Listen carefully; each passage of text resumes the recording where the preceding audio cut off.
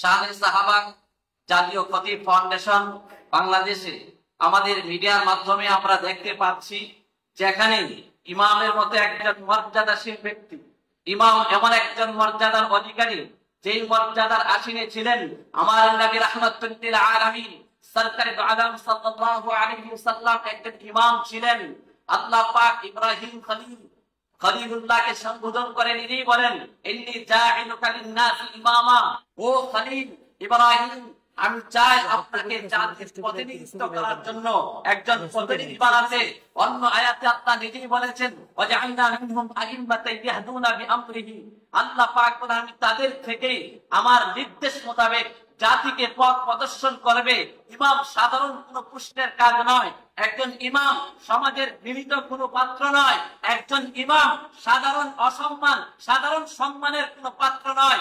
আমি ইমাম হিসেবেও আমার আত্মমর্যাদায় এমন রাখতে হবে যে আমি সমাজের সাধারণ কোনো ব্যক্তি নয়। ইমামের দায়িত্ব পালন করেছেন সরকারে দো আলম সাল্লাল্লাহু আলাইহি ওয়াসাল্লাম।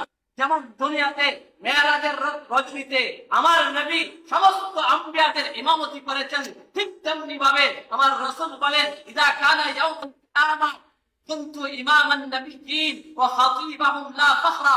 আল্লাহর রাসূল বলেন, আমি কিয়ামতের দিবসও সমস্ত নবীদের ইমাম এবং খতিব হব। যে ইমামতির পোস্ট এবং খতিবের পোস্টটা সাধারণ কোনো পোস্ট নয়। এজন্য আমরা নিজেরাও এটাকে সাধারণ দৃষ্টিতে দেখবো না। এমন সম্মানের কোন পাত্রকে যদি ব্রাহ্মণবাড়িয়া নয়, গোটা বাংলাদেশে যে কোনো প্রান্তে যদি কোন ধরনের কোন কুলাঙ্গার যে কোনো পার্টির কোন ধরনের ষড়যন্ত্র চক্রান্ত করে বেইজ্জতি করতে চায়, আমি শাহে সাহাবা জাতীয় খতিব ফাউন্ডেশনের চেয়ারম্যান মহোদয় সহ সকল কর্মচারীর কাছে উদাত্ত আহ্বান রাখবো, যে কোনো মুহূর্তে তাদের পাশে দাঁড়ানোর জন্য এই আহ্বান রেখে আমি এখানে